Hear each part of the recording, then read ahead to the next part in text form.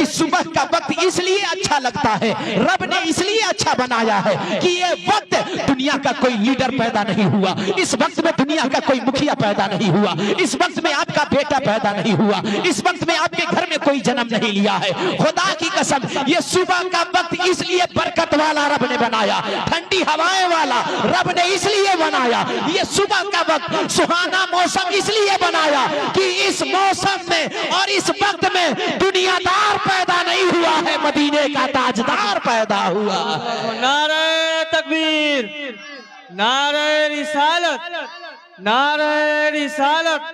सरकार की आमद, सरकार की आमद, सरदार की आमद, सरदार की आमद, मक्की की आमद, मदनी की आमद, ताहा की आमद। नारे तकबीर, नारे रिसालत। किसी ने कहा कि सुबह का वक्त ये ऐसा लगता है कि सावन का महीना है। मैं टॉपिक पे आ रहा हूं इंशाल्लाह। कोई कहता है सुबह का वक्त लगता है सावन का महीना। जब मुस्तफा पैदा हो रहे थे ना, लोग कह रहे थे सावन का महीना। मैंने मेरा 4 मिसरा बहुत जो बाकी था कि मैं कदे झूम उठे दश्त में मीना आया। मैं आपको गर्म कर रहा हूँ, है ना। अगर आप गर्म हो जाए तो इंशाल्लाह मैं भी गर्म हो जाऊंगा। तो फिर नबी के इश्क की गर्मी होगी ना। और गर्मी मौसम का भी है ना। गर्मी और ठंडी ये रब की नेमत है। गर्मी भी होनी चाहिए, ठंडी भी होनी चाहिए। रब की बड़ी नेमत को गर्मी और ठंडी कहा जाता है। तो गर्मी में भी आप लोग बैठे हैं, यहाँ की गर्मी बैठकर अभी इस वक्त यहाँ नहीं बैठे होते ना, कोई पंखे में बैठा होता, कोई एसी में बैठा होता, रब ने जिसे एसी दिया एसी में बैठा होता, कोई कूलर के नजदीक बैठा होता। लेकिन यहाँ आपने अपने पंखों को घर पे छोड़ दिया है, आपने एसी को घर पे छोड़ा है, आपने कूलर को भी छोड़कर क्या जरूरत थी यहाँ बैठने की। इस यही उम्मीद है ना, हम यही चाहते हैं ना कि अल्लाह यहाँ थोड़ी देर हम गर्मी को झेल ले रहे हैं ताकि अल्लाह हमारा मैदान हश्र ठंडा फरमा देगा, हमारा कब्र ठंडा करेगा। इसी उम्मीद से बैठे हैं। तो थोड़ी देर बैठे हैं। शेर मेरा सुन ले कि मैं कदे झूम उठे दश्त में मीना आया, मैं कदे झूम उठे दश्त में मीना आया, जामे वहदत लिए शाहे मदीना आया। और आज शायद खोली है आका ने जुल्फें, लोग कह रहे हैं सावन का महीना आया। सुभान अल्लाह, सुभान अल्लाह। आज शायद खोली है आका ने जुल्फें, आज शायद खोली है आका ने जुल्फें, लोग कह रहे हैं सावन का महीना आया। और एक शेर, मुस्तफा का ये मिलाद ना होता तो दुनिया में किसी चीज का वजूद ना होता। आप नमाजी नहीं होते, आप हाजी नहीं होते, आप कुरान का कारी नहीं होते। यार हक तो ये है कि ना मदरसे होते ना मस्जिदें होती। हाँ, दुनिया में किसी चीज का वजूद ना होता। मैंने 4 मिसरा कहा था इस रबीउल शरीफ के महीने में कि इंसान कभी शिर्क से आजाद ना होता, इंसान कभी शिर्क से आजाद ना होता अगर नूरे नबी दहर में आबाद ना होता। इंसान कभी शिर्क से आजाद ना होता अगर नूरे नबी दहर में आबाद ना होता। और कोई सजदा ना करता इस रूए ज़मीं पर, अरे मस्जिद ही ना होती अगर मिलाद ना होता। सुभान अल्लाह, सुभान अल्लाह। कोई सजदा ना करता इस रूए ज़मीं पर, मस्जिद ही ना होती अगर मिलाद ना होता। एक शेर अहमद के हवाले से, मैं शायरी पढ़ रहा हूँ तो कोई तकलीफ नहीं, कोई तकलीफ नहीं, इसलिए कि मैं शायरी पढ़ता हूँ तो अक्सर जगहों पे डिमांड होता है वशे वफा की, वशे इश्क वफा की ज़मीर लगता हूँ, बहुत ही खूब बहुत ही हसीन लगता हूँ। और हर एक शेर जब मेरी जुबान से निकलने लगता है तो एटीएम से भी अच्छी मशीन लगता हूँ। हाँ, लेकिन बहरहाल मैं शायरी में वक्त नहीं दूंगा। इंशाल्लाह एक शेर और पढ़ूंगा आमद के हवाले से। मुस्तफा क्यों आए, झंडा क्यों लगाते हैं, ये तमाम तर शायरी को सिर्फ शायरी मत समझिए। शेर या तो जंगल का हो या डायरी का, शेर शेर होता है ना। तो इसे शायरी में समझिए, घंटों की तकरीर भी समझिएगा 4 मिसरों में कि 4 मिसरा कह क्या रहा है ना। तशरीह करने का वक्त नहीं है, वरना तशरीह करके भी बताया जाता, लेकिन शायरी को आप समझिएगा, घंटों की तकरीर। एक शेर आमद के हवाले से कि दीवारों दर सजाओ सरकार आ रहे हैं। क्यों सजाए हैं, क्यों बैठे हैं, दीवारों दर सजाओ सरकार आ रहे हैं, मिलकर खुशी मनाओ सरकार आ रहे हैं। दीवारों दर सजाओ सरकार आ रहे हैं, मिलकर खुशी मनाओ सरकार आ रहे हैं। और बोले फरिश्ते दाई हलीमा के कान में, मक्का शरीफ जाओ सरकार आ रहे हैं। सुभान अल्लाह, सुभान अल्लाह। बोले फरिश्ते दाई हलीमा के कान में, मक्का शरीफ जाओ, सरकार आ रहे हैं। 2 मिसरा। झंडा क्यों लगाते हैं? झंडा लगाना ये किसकी सुन्नत है? लोग इस पे भी एतराज करते हैं, ये झंडा कहां से आया? जानते हैं ये झंडा लगाना किसी दुनियादार की सुन्नत नहीं है, फरिश्तों की सरदार जिब्रील की सुन्नत है। हाँ, जब मुस्तफा पैदा हो रहे थे ना, अल्लाह ने 3 झंडे को दिया था, कहा जिब्रील इसे ले जा, एक मशरिक में लगा देना, एक मगरिब में लगा देना, एक झंडे को ले जा आमना के घर पे लगा देना। हाँ, तो ये झंडा लगाना जिब्रील की सुन्नत है। साहिब आज दुनिया का जायजा ले, आप थोड़ी सी मैं बात भी करूंगा, शायरी भी आपको दूंगा। साहिब आज दुनिया को देखे ना, ये रबीउन नूर की अजीम तारीख है, शबे नूर इसे कहा जाता है। इसी रात को गुजरने के बाद दिन निकलने से पहले आमना का लाल जलवागर हो रहा है। साहिब आपने देखा होगा, मैं भी देखते आ रहा हूँ, कई जगहों से बोल करके आ रहा हूँ। मैंने क्या देखा यार, कहीं लोगों ने रास्ते को सजा करके रखा है, कहीं लोगों ने पिंडाल गिरा करके रखा है, कहीं लोगों ने मुस्तफा के नाम का झंडा लगा करके रखा है। मैं पूछना चाहूंगा साहिब, ये वो झंडा है यार, ये मुस्तफा के नाम की निस्बत उस झंडे में है। साहिब आना पूरी दुनिया देखे, आपके इलाके का ये रूल नहीं है। मैं जहां से आ रहा हूं वहां भी मुस्तफा का झंडा देखा था, वहां लोगों के घरों पे झंडा देखा था, मदरसों पे झंडा देखा था, मैंने मस्जिदों पे झंडा देखा था। साहिब और आगे बढ़ के आ जा, ये तो बिहार की बात कर रहा हूं, जहां मैं घूम करके आ रहा हूं। जरा बिहार से बाहर चले जाए ना, आप दूसरे शहर में चले जाए, वहां भी मुस्तफा के नाम का झंडा लगाया गया है। हर शहरों में मुस्तफा के नाम का झंडा लगाया गया है, हर देहातों में मुस्तफा के नाम का झंडा, गरीब हो तो मुस्तफा का झंडा लगाया है, अमीर हो तो मुस्तफा का झंडा लगाया है। साहिब मैं पूछना चाहूंगा यार, इस झंडे को क्या मतलब है? ये तो इंडिया की बात है साहिब, जरा कदम बढ़ा, आप पाकिस्तान में देखोगे तो इसी तरह झंडा तुझे नजर आएगा, इंग्लिस्तान में देखोगे यही झंडा नजर आएगा। साहिब मैं पूछना चाहूंगा, मुल्क किसी का भी हो, झंडा मुस्तफा का लहराया जा रहा है। पाकिस्तान में भी मुस्तफा का झंडा, ऑस्ट्रेलिया में भी मुस्तफा का झंडा, इंग्लैंड में भी मुस्तफा का झंडा, तुर्किस्तान में भी मुस्तफा का झंडा, अफगानिस्तान में भी मुस्तफा का झंडा। आना पूछना चाहूंगा लोगों, अरे झंडे का रूल तो ये है कि अगर भारत आजाद हो जाए तो 15 अगस्त को झंडा फहराया जाता है। और इस झंडे की ये कमाल है, इस झंडे की ये खूबी है कि भारत के झंडे को पाकिस्तान में नहीं लहरा सकते हैं, पाकिस्तान के झंडे को इंडिया में नहीं लगा सकते हैं, आप इंडिया के झंडे को तुर्किस्तान में नहीं लगा सकते हैं, अफगानिस्तान के झंडे को अरबिस्तान में नहीं लहरा सकते हैं, आप ऑस्ट्रेलिया के झंडे को चीन में नहीं लहरा सकते हैं। लेकिन खुदा की कसम, आना मुल्क किसी का भी हो, झंडा मुस्तफा का लहर रहा है, सरहद किसी का हो, झंडा मुस्तफा का लहर रहा है। तो पता चला यार ये झंडा किसने रूल बनाया है। अगर शायद कि कोई मौलवी रूल बनाया होता तो ये रूल खत्म हो जाता, कोई मुफ्ती रूल बनाया होता ये रूल खत्म हो जाता, अगर कोई मुफ्ती बनाया होता हो सकता है खत्म हो जाता। लेकिन झंडा लगाने का रूल दुनियादार ने नहीं बनाया है, फरिश्तों के सरदार जिब्रील ने, रब ने जिब्रील से झंडा लगवाया, कहा जा आज तू मुस्तफा के नाम का झंडा लगा दे। अरे मुस्तफा जब पैदा होगा पूरी कायनात में झंडा लगवाऊंगा और जुलूस निकलवाऊंगा। तब मैंने 4 मिसरा में कहा था यार ये मुस्तफा का वो झंडा है कि मुल्क चीन हो या रूस निकलेगा, मशीन में अगर फल है तो जूस निकलेगा, और मुल्क किसी का भी हो ये मेरा दावा है, हर जगह मेरे नबी का जुलूस निकलेगा। सुभान अल्लाह, सुभान अल्लाह। मुल्क किसी का हो, झंडा तो मुस्तफा का होगा, सरहद किसी का हो, झंडा मुस्तफा का लगाया जाएगा। साहिब ये झंडा अगर हम लोग रूल बनाए होते शायद खत्म हो गया होता, हम रूल बनाए होते ना शायद कोई लगाता, कोई नहीं लगाता। किसी मुफ्ती का इसमें फतवा नहीं है कि झंडा लगाया जाए, रब ने जिब्रील से झंडा लगवाया था कि मेरा महबूब पैदा होने वाला है।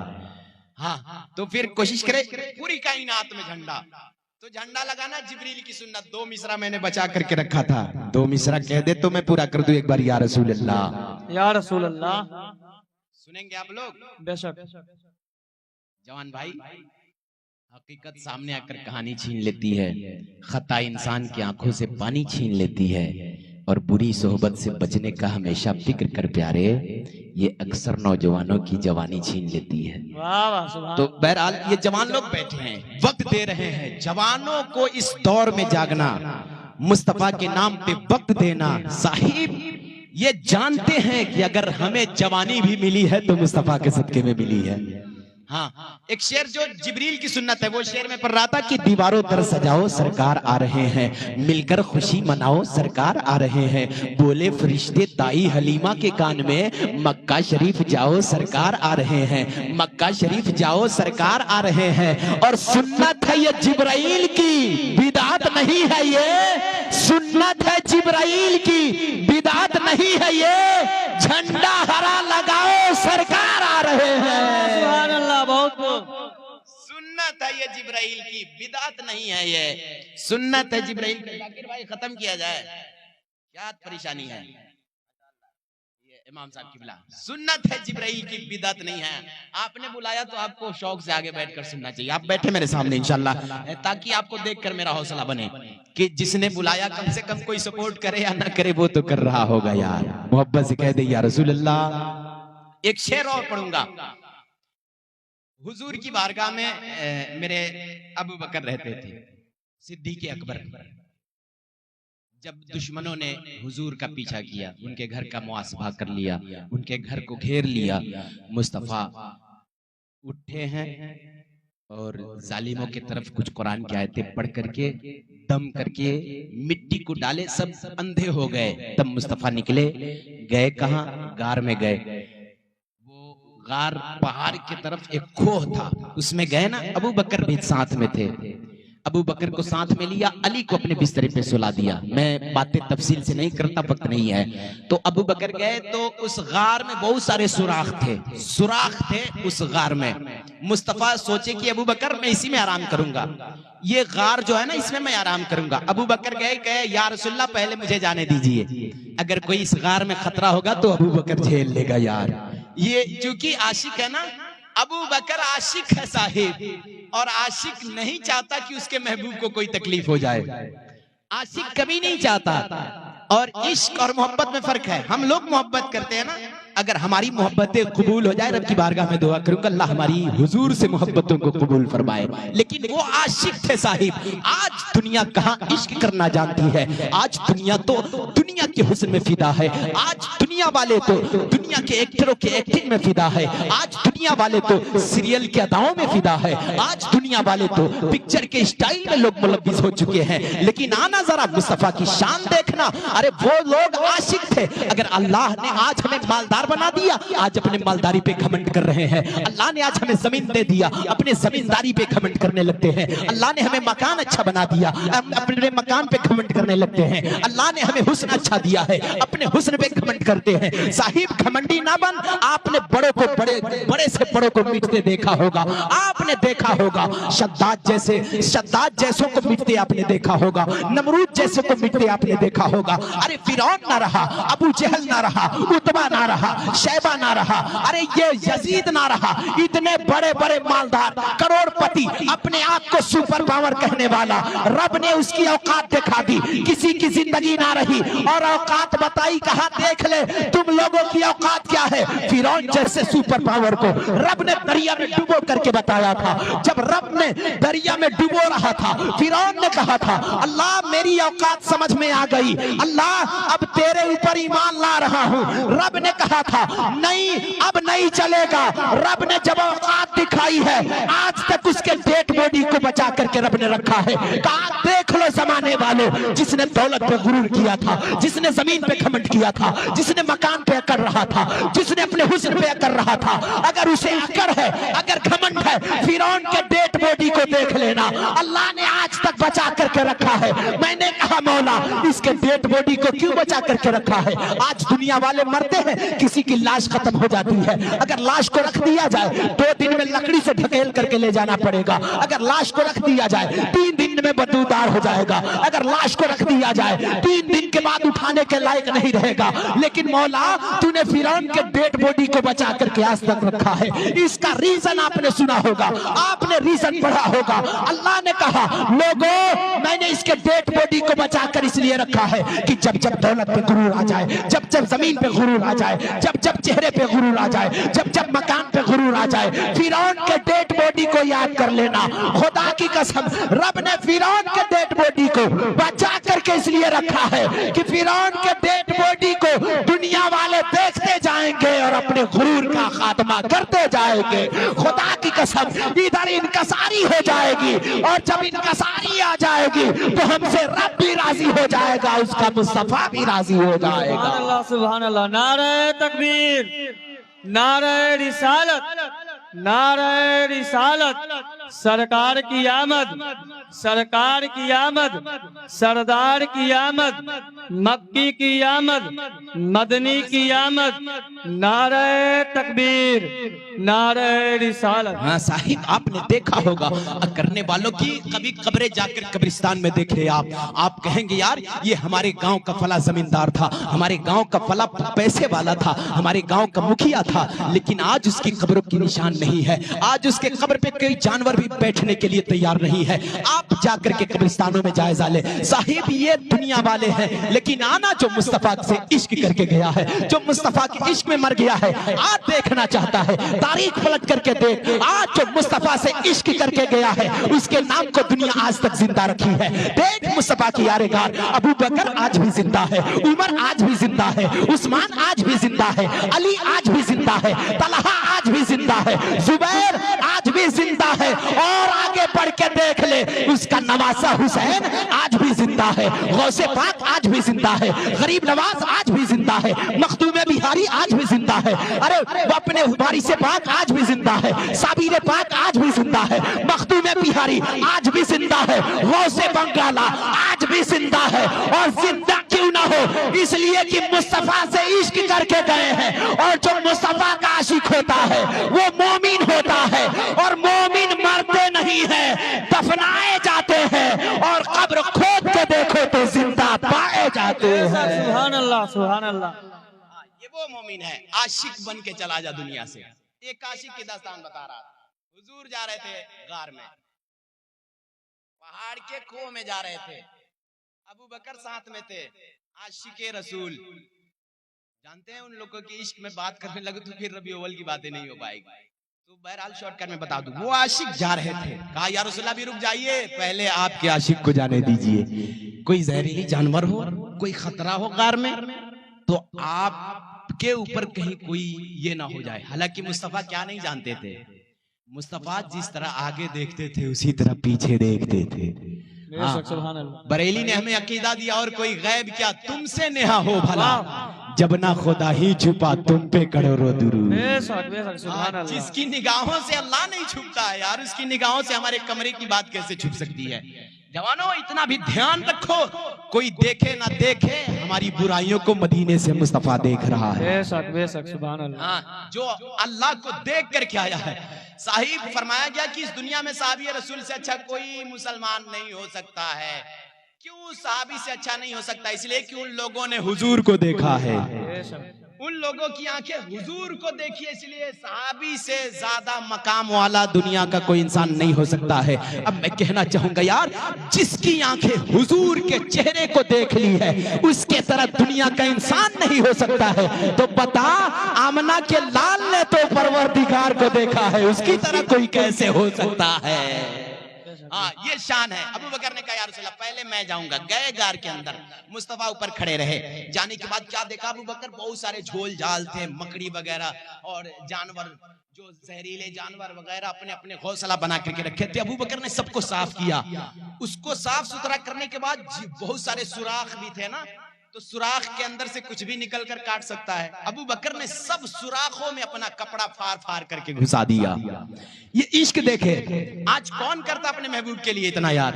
आज तो नाम का आशिक बने बैठे हैं, नाम का महबूब बनाए बैठे हैं। जानते हैं, जब दुनिया का महबूब आपको धोखा देगा ना, कभी आपकी लाशें रेल की पटरियों पे मिलेगी। जब आपका दुनिया का महबूब धोखा देगा ना, कभी आपकी लाशें शराब के अड्डों पे मिलेगी।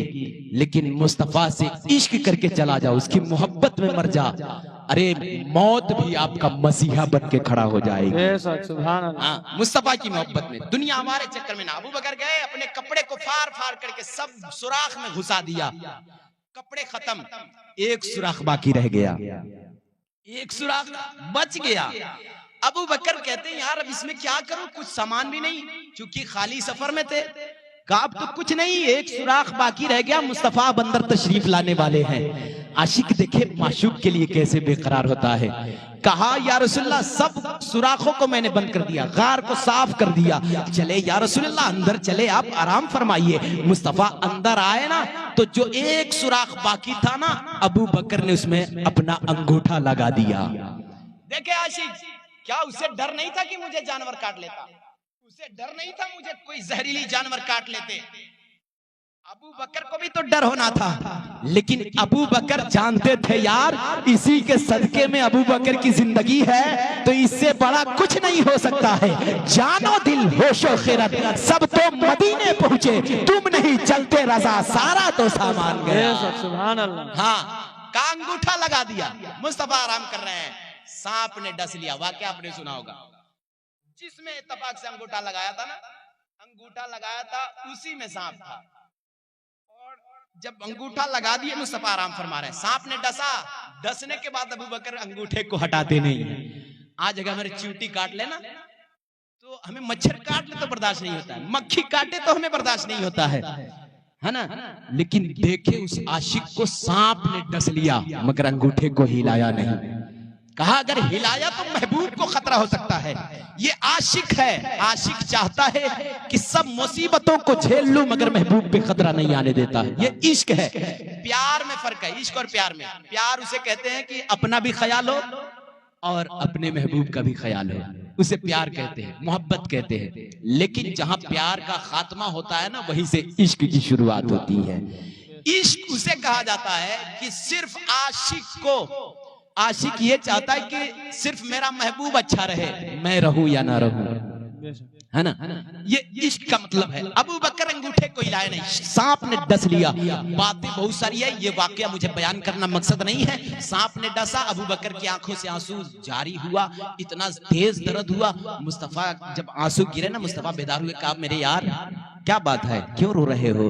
अबू बकर फिर भी नहीं बता रहे। मुस्तफा ने अपने से कहा मैं जानता हूं अबू बकर, तुझे सांप ने डस लिया है, और कोई गैब क्या तुमसे नेहा हो भला, जब ना खुदा ही छुपा तुम पे करो रोत रोत। मुस्तफा की शान ये है साहिब, जिस तरह मुस्तफा आगे देखते हैं उस तरह पीछे देखते हैं। मुस्तफा ने नमाज मस्जिद नबी में 5 वक्त की नमाज पढ़ा रहे थे, सहाबाई किराम पीछे नमाज पढ़ रहे थे, नमाज पढ़ रहे थे। मुस्तफा ने एक मर्तबा फरमाया था, मेरे सहाबी तुम लोग नमाज सही से पढ़ा करो, तुम लोग नमाज रुकू सजदा अच्छे से किया करो। सहाबाई किराम हैरान रह जाते हैं, सहाबा परेशान हो जाते हैं, या रसूलल्लाह आप तो इमाम हैं, आप तो मसल्ले इमामत पे खड़े होते हैं, आप तो सबके आगे रहते हैं, लेकिन पीछे वालों को आप कैसे देख लेते हैं? पीछे वाले को आप कैसे कह देते हैं कि आप नमाज अच्छा से पढ़ो, सजदा अच्छा से करो? मुस्तफा ने फरमाया था, मेरे सहाबी जानते नहीं हो, अरे मैं मोहम्मद जिस तरह आगे देखता हूं उस तरह पीछे देखता हूं। तब बरेली के इमाम अहमद रजा खान, हम सुन्नियों के जान बरेली के पठान ने जब लोगों को देखा, किसी ने कहा मुस्तफा को इल्मे गैब नहीं है, किसी ने कहा मुस्तफा कुछ नहीं जानते हैं, किसी ने कहा मुस्तफा बड़े भाई की तरह है। तब बरेली के इमाम ने कहा था, लोगों जानते हो मुस्तफा की शान क्या है? मेराज की रात रब का दीदार करके आया है, और जानते हो और कोई गैब क्या तुमसे नेहा हो भला, जब ना खुदा ही छुपा तुम पे करोड़ों दुरूद। सुभान अल्लाह, सुभान अल्लाह। बहुत ये वो मुस्तफा है। अबू बकर तुझे सांप ने डस लिया? कहा या रसूलल्लाह हाँ कोई जानवर ने डस लिया है मुझे। कहा टेंशन ना ले। मुस्तफा ने अपना थूक शरीफ निकाला, जिसे उर्दू में लुआब दहन कहते हैं, अपने मुंह से थूक को निकाल दिया। अगर आज हम थूक देना तो फिर बगल में बैठने वाले लोग नफरत करते हैं, लेकिन मुस्तफा की शान ये है कि अगर खारा पानी में मुस्तफा थूक दे तो पानी मीठा हो जाता है। हाँ, मुस्तफा की लुआब दहन ये है कि अगर किसी के अंधे की आंख में मुस्तफा लुआब रख दे तो अल्लाह उसे देखने वाला बना देता है। अबू बकर के काटे हुए जगह पे अंगूठे पे अपना थूक शरीफ लगा दिया। अबू बकर मुस्कुराने लगे, कहा जहर का असर खत्म, जहर का असर खत्म। तो पता चला कि वहां सांप ने आखिर क्यों डस लिया था। तारीखें लिखी गई है, सांप ने अबू बकर को खत्म होने के लिए नहीं डसा था। सांप, चूंकि जब तक सांप को आप खतरा नहीं पहुंचाएंगे ना, सांप नहीं डसता है। तो अबू बकर को वहां सांप ने क्यों डसा? तारीख मिलती है कि अबू बकर को सांप ने अबू बकर को मौत के घाट उतारने के लिए नहीं डसा था, बल्कि इसलिए डसा था कि सांप को भी पता था कि मेरे गार में कोई और नहीं आया है, आमना का लाल आया है। हाँ, इसलिए डसा था। अबू बकर से गोया सांप कह रहा था कि अबू बकर, अरे तू ही आशिक नहीं है, मुस्तफा का आशिक तो सांप भी है, अंगूठा हटा दे ताकि अपने महबूब का दीदार कर लूं। इसलिए सांप ने डसा था। तब मैंने 2 मिसरा कहा था, याद है मेरी शायरी, दीवारों दर सजाओ सरकार आ रहे हैं। इसी तनाजुर में मेरा दोष है, दीवारों दर सजाओ सरकार आ रहे हैं, मिलकर खुशी मनाओ सरकार आ रहे हैं। बोले फरिश्ते दाई हलीमा के कान में, मक्का शरीफ जाओ सरकार आ रहे हैं। सुन्नत है ये जिब्राइल की बिदअत नहीं है ये, झंडा हरा लगाओ सरकार आ रहे हैं, झंडा हरा लगाओ सरकार आ रहे हैं। और आशिक ने गारे शोर में आशिक से ये कहा, आशिक ने गारे शोर में आशिक से ये कहा, उंगली जरा हटाओ सरकार आ रहे हैं। आशिक ने गारे शोर में आशिक से ये कहा, उंगली जरा हटाओ सरकार आ रहे हैं। साहिब ये मुस्तफा की आमद के सीजन में बैठे हैं, हसीन वक्त में बैठे हैं और खूबसूरत महीना। जानते हैं अल्लाह ने अपने महबूब के सदके में पूरी कायनात को बनाया। तो पूरी अल्लाह ने अपने महबूब के सदके में पूरी कायनात को वजूद बख्शा है, पूरी कायनात को बनाया। अल्लाह फरमा रहे, महबूब मैंने तेरे सदके में जमीन बनाया, आसमान बनाया, चांदो सूरज बनाया, शजरो हजर बनाया। अगर तुझे बनाना मकसद ना होता ना, दुनिया की कोई चीज नहीं पैदा करता। रब एक बड़ी बात कहता है, अल्लाह कहता है महबूब अगर तुझे दुनिया में भेजना मकसद ना होता तो रब अपने रब होने का भी इजहार नहीं करता।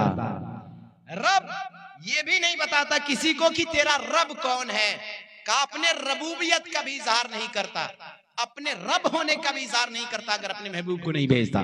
किस शान से आए मुस्तफा, किस शान से आए? अगर वाकया के तौर पे मैं बयान करूं ना, तफसीली बयान करूं तो फिर रात खत्म हो जाएगी, लेकिन मुस्तफा की पैदाइश की शान खत्म नहीं होती। हाँ, आमना के गोद में है, आमना के शिकम पाक में है मेरे आका।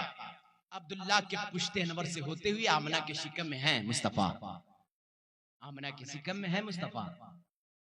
आमना हुजूर की अम्मी, उनके शिकम पाक में है अभी। हालांकि मुस्तफा तो फरमाते हैं कि अव्वलु मा खलक़ल्लाहु नूरी, अल्लाह ने सबसे पहले मेरे नूर को बनाया है, तब मेरे नूर के सदके में कायनात को बनाया है। रब की बारगाह में पूछा जाए, अल्लाह कह रहा है महबूब मैं तुझे सबसे पहले बनाया, लेकिन भेजा आखिर में क्यों? आखिर में क्यों आए मुस्तफा? कहा महबूब मैंने बनाया सबसे पहले, लेकिन तुझे जाना है सबसे आखिर में। मैं तुझे जाने से पहले जमीन का बिछौना बिछाऊंगा मुस्तफा, अभी तुझे जाने से पहले मैं आसमान का शामियाना लगाऊंगा, मैं चांद को रोशनी बख्शूंगा, सूरज को रोशनी अता करूंगा, मैं सितारों से सजाऊंगा मुस्तफा। मेरे महबूब अभी तुझे जाने से पहले चरिंदों परिंद को बनाऊंगा, मैं शजरो हजर को बनाऊंगा, पेड़ पौधों को बनाऊंगा मुस्तफा। तेरे जाने से पहले इंसानों को बनाऊंगा, जिन्नातों को बनाऊंगा मुस्तफा। आपके जाने से पहले फरिश्तों को बनाऊंगा मुस्तफा ने कहा। जब दुनिया, रब ने कहा कुन, दुनिया बन गई। आसमान को रब ने बना दिया, चांदो सूरज को रब ने बना दिया, ये दुनिया के जानवर चरिंदों परिंद पेड़ पौधों को रब ने बना दिया। तब महबूब अभी भी तेरा जाने का वक्त नहीं है। रब ने कहा था महबूब अगर दुनिया में जाएगा तो जानते हो बड़े आदमी को इस्तकबाल करने के लिए बड़े लोगों की जरूरत पड़ती है। साहिब अगर कोई पीर साहब आ जाए आप इस्तकबाल करें, कोई कमाल की बात नहीं है। अगर कोई मुफ्ती आ जाए उसका इस्तकबाल जाहिल करे, कोई कमाल की बात नहीं है। लेकिन अगर पीर का इस्तकबाल पीर करे तो फिर बड़ी कमाल की बात है। अगर मौलवी का इस्तेमाल मौलवी करे तो ये बड़ी बात है। अगर आलिम का इस्तकबाल एक आलिम करता है ये बड़ी बात है। अगर नमाजी का इस्तकबाल एक नमाजी करता है ये बड़ी बात है। रब ने कहा था महबूब सब कुछ तैयार कर दिया, मैंने सूरज से जमीन को सजा दिया, आसमान को रोशनी दे दिया, तारों से सजा दिया, मैंने शजरो हजर बना दिया, पेड़ पौधे बना दिया, जानवर बना दिया, चरिंदे परिंद बना दिया। ये सब मुस्तफा का जिक्र करते हैं। रब ने कहा सब कुछ बना दिया, मगर इस्तकबाल करने के लिए मैं आम इंसानों से तेरा इस्तकबाल नहीं करवाऊंगा, मैं जाहिल से तेरा इस्तकबाल नहीं करवाऊंगा। महबूब अब तू जाएगा तो तेरे इस्तकबाल के लिए अंबिया को भेजूंगा। अल्लाह ने गिनती करके आदम को भेजा, कभी ईसा को भेजा, कभी जकरिया को भेजा, कभी इब्राहिम को भेजा, कभी इस्माइल को भेजा, कभी मूसा को भेजा। इस्तकबाल करने के लिए 1 लाख कमोबेश अंबिया को भेजा। देख मुस्तफा की शान, मुस्तफा नबी है।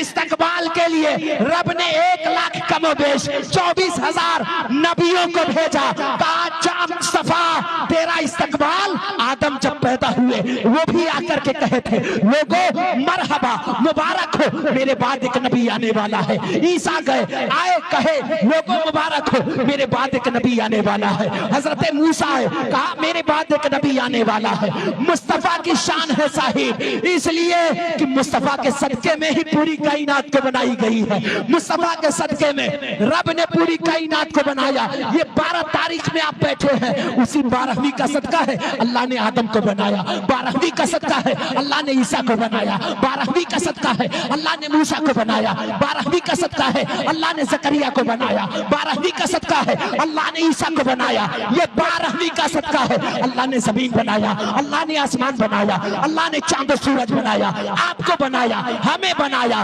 गरीब को बनाया, अमीर को बनाया, अरे जिन्नो बशर को बनाया। ये 12वीं का सदका है। तब छपरा के जमीन से अल्लामा नेमतुल उलमा पुकार उठे कि ये 12 न होती तो कुछ भी न होता, मोहम्मद न होते तो कुछ भी न होता।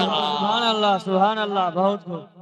ये 12 का सदका है, ये 12 का सदका है कि आपकी जिंदगी मिली है, हमें जिंदगी मिली है। ये 12 ना होती तो कुछ भी ना होता, मोहम्मद ना होते तो कुछ भी ना होता। हाँ साहिब, ये 12वीं का सदका है। मुस्तफा सब कुछ बनाने के बाद अंबिया को रब ने बनाया। कहा जा महबूब अब तेरे जाने का वक्त हो गया। चचा माशाअल्लाह, तो अब जाने का वक्त हो गया है महबूब। दुरूद पाक पढ़ ले आप। अल्लाहुम्मा सल्ली अला सय्यदना शफीअना मौलाना मुहम्मदिल मादनिल जूदी वल करम वालिही व सहबी बारिक वसल्लम सलातन दाइमन सरमदन अबदा। जानते हैं मैं अब अपनी टॉपिक को बदल रहा हूँ। अगर मुस्तफा की मैं पैदाइश और उनकी शान माँ के शिकम में थे तो कैसे हुआ, क्या हुआ, अगर बातें करूँ तो लंबी हो जाएगी। साहिब मुस्तफा जब आए ना, और आने से पहले की हालात, बस 2 बातें मेरी समझ ले। मुस्तफा आए, क्यों आए, आने का मकसद क्या है। मुस्तफा के आने से पहले बुरे हालात थे। अल्लाह ने किसी को नबी बनाकर भेजा। आदम भी नबी है ना, ईसा भी नबी है। 1 लाख कमोबेश मेरे आका के आने से पहले अंबिया आए थे, तो फिर अपने महबूब को भेजने की क्या जरूरत। रब ने आदम को भेजता रहा, ईसा को भेजता रहा, जकरिया को भेजता रहा, नहीं कहा कि अब नबी नहीं जाएंगे। लेकिन जब मेरा महबूब आ गया ना, कहा कि मुकम्मल दीन देकर के मुस्तफा को भेज दिया, इसके बाद कोई नबी नहीं जाएगा। हाँ, अब इसके बाद कोई नबी नहीं जाएगा। मेरे आका पे नबूवत का दरवाजा बंद, विलायत का दरवाजा अभी भी खुला है। वली बन सकता है कोई, लेकिन नबी नहीं बन सकता है। अल्लाह ने कयामत तक नबूवत का दरवाजा बंद कर दिया। कहा आदम कुछ जगहों के लिए नबी बनकर के आए थे, कुछ लम्हे के लिए नबी बनकर आए थे। आदम कुछ कौम के लिए नबी बनकर के आए थे। अपने हिसाब से अपने नबूवत की रोशनी में अपना काम करते रहे, रब की वहदानियत का ऐलान करते रहे। हजरत ईसा अपने कौम के लिए नबी बनकर के आए थे, वो अपने कौम के हिसाब से काम करते रहे। हजरत मूसा किसी कौम के लिए नबी बनकर के आए थे, अपने हिसाब से काम करते रहे। और जानते हैं 1 लाख कमोबेश रब ने अंबिया को भेजा था, नबियों को भेजा था, लेकिन सबकी शान अलग अलग है। सब नबी हैं मगर शान अलग है। शान की मैं बात करूं तो एक शान से आपको समझा दूं।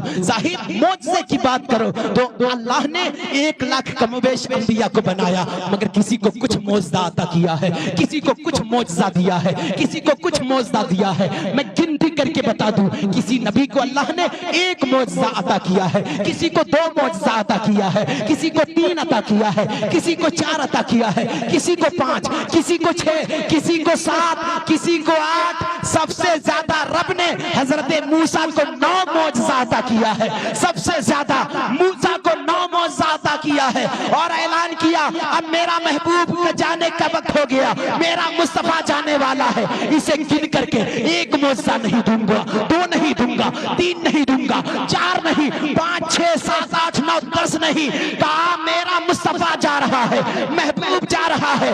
रब ने जब महबूब को भेजा सर से लेकर पांव तक मौजज़ा बना करके भेजा है। मुस्तफा मुस्कुराए तो मौजज़ा, मुस्तफा बोले तो मौजज़ा, मुस्तफा चले तो मौजज़ा, मौजज़ा मुस्तफा बैठे तो मौजज़ा, मुस्तफा मुस्कुरा दे तो मौजज़ा। खुदा की कसम सबकी शान अपनी जगह है, इन्हीं शान पे नजर जब बरेली के अहमद रजा खान, हम सुन्नियों की जान बरेली के पठान की नजर पड़ी, कहा लोगों मैंने आदम को भी पढ़ा है, ईसा को भी पढ़ा है, जकरिया को भी पढ़ा है, हजरत दाऊद को भी पढ़ा है, इब्राहिम को भी पढ़ा है, इस्माइल को भी पढ़ा है। अहमद रजा ने कहा, बरेली के पठान ने कहा, मैंने जो अपने महबूब को पढ़ा है, आमना के लाल को पढ़ा है, वो किसी नबी को नहीं पढ़ा है।